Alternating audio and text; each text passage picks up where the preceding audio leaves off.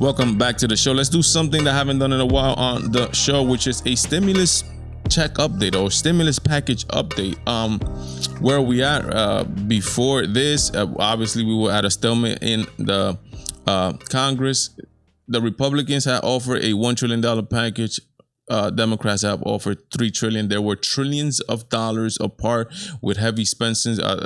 Some call what the Democrats offer a liberal wish list of things. They have come down. They have proposed something new, which is now is going to be a $2.2 trillion stimulus package proposal unveiled.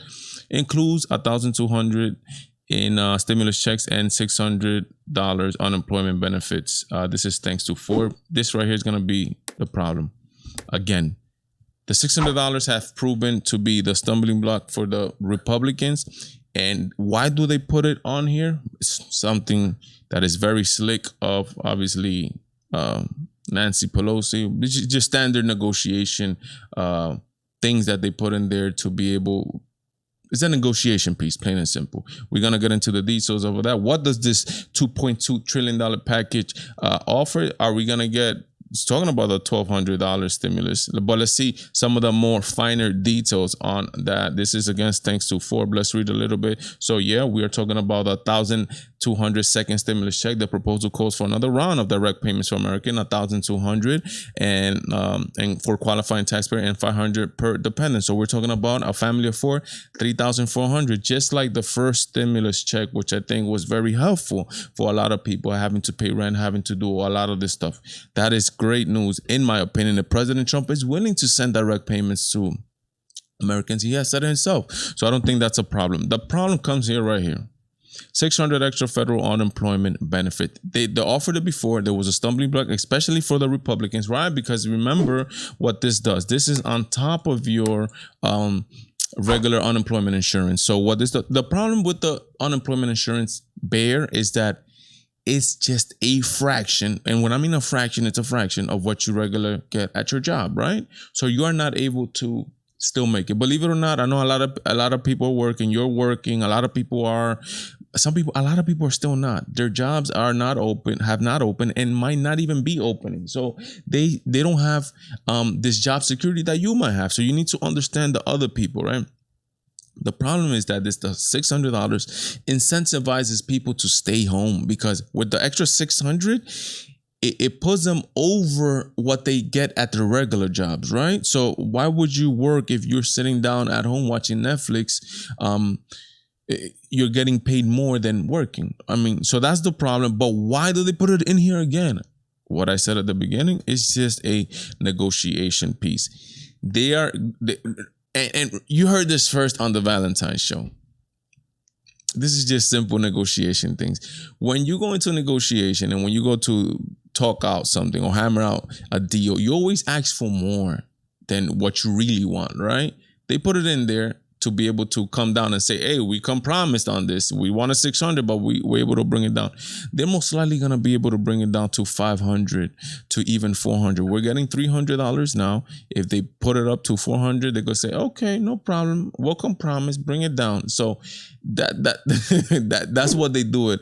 The same thing like when you're selling a car. You want $3,000 for the car, you put your price you put it at $4,000. That way, when the buyer comes, you'd be like, okay, we could bring it down. If you get the $4,000, great. If you get $3,400, great. But the minimum you will take is $3,000, and you still have a good deal for yourself. Just negotiation pieces that they put it in there. Let's see what happens. I think obviously they're gonna go down because we're receiving, a lot of the people are receiving 300 right now. You know, the citizenry is just receiving 300, even though the executive order by President Trump called for 400, but a lot, and it called for 300 to be given by the federal government and 100 to be given by the state government. State government decided, a lot of them did, that they're not going to give it. I think only like 2 states decided that they're going to give the full 400, but a lot of them decided that it was only going to be 300. So if Republicans, because the problem is the Republicans, if Republicans compromise and they bring it up to 300 or 400, right, then, you know, that most likely they're going to have a deal. Again, it's just to not incentivize people to stay home. Let's keep reading here. States and city aid, the biggest budget item included in the update package is 436 billion in aid to states and city to help alleviate budget shortfall caused by COVID-19. The amount is dramatic reduction from over 900 billion that Democrats had included in the original Heroes Act. This was a point of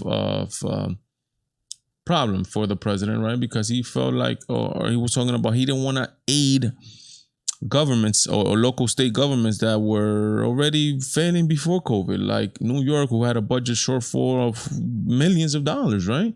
You're going to come in and you're going to take this pandemic and, benefit from this pandemic and fulfill your budget needs, and has nothing to do with, again, COVID-19 has exacerbated the problem, but you had problems beforehand. And being a lot of these cities, being cities that might be what Donald Trump or the Justice Department had called anarchist city, like New York City, that are making it impossible for his reelection. He's gonna do what he's gonna do again because he's the president and he's in election season. Would he do that? I don't know. I don't think so. But let's see what happens. Support for small businesses, very important. A lot of you guys are small business owners, and you still have to pay those rents have not stopped. You still have to pay those rents. So the new proposal would include support for small businesses by extending the Paycheck Protection Program. I think this is great. Small businesses are a big lifeblood of the United States of America, and we need small businesses. Funding for airline industry workers. Additional funding will be provided to keep airline industry workers paid. The payroll support program, which had provided funding for the airline industry, was set to expire September 30. Okay, airline industry, we need to get around. I get it. Even though some people are still a little bit, I'm one of them, to be honest, that is like, okay, you don't have enough money saved for your business. We're talking about for what they called a rainy day, right? And now you're expecting. As a matter of fact, the airline industry was like a month in, and they were like, "Yo, we're suffering already." I'm like, 1 month in already, and you guys are complaining about it. You guys don't have cash, you don't have money to pay your bills for 1 month. So I'm like, why are you gonna rescue? And this was the complaint back in when Obama did the bailout for a lot of the industries, right? Why are you gonna bail out companies that are literally, they're not sustainable? If they can't stand 1 month without, with money in the bank to be able to cover their bills for 1 month, that means that's like most likely not sustainable. What are you running your business on loans or something? I'm like, so should the American taxpayer have to bail you out? I mean, I understand that the American taxpayer itself also benefits from airline travel. I get it, very comfortable. You get on an airplane, you go across country. I get it, but how about the business? The business model. You're gonna have to update it or file for bankruptcy. One of the two. Because it's insane that how fast they just got into the whole. Yo, we don't have any money. Okay, continuing here. Education and childcare. The Update Heroes Act includes 225 billion for education, as well as 57 billion that would go to support childcare for families. The education, many education departments, right? It says here they need money to be able to update the classroom. It's gonna be a debacle, right? At least for some people, I guess, depending on where you're at and whether you're conservative or Democrat. Updating the classroom where these things are at, and how crazy they treat the virus and put the masks on and this and that. So that all that stuff takes money. And 57 billion for child support. Again, some of these school districts are not coming back full time. Some have not come back. Parents need to go back to work. They're gonna have to pay for childcare, and the federal government stepping in, helping them pay some of this childcare. And additional items, in addition, it says here, the proposal will include funding for election security, the U.S. Postal Service, worker safety, food security, and coronavirus testing, tracking, and treatment. Everything is good until here. The President Trump had problem sending more funds to the U.S. Postal Service because the U.S. Postal Service was not sustainable. Also, a business that, even though it was run by the federal government, and that's some of the problems, right?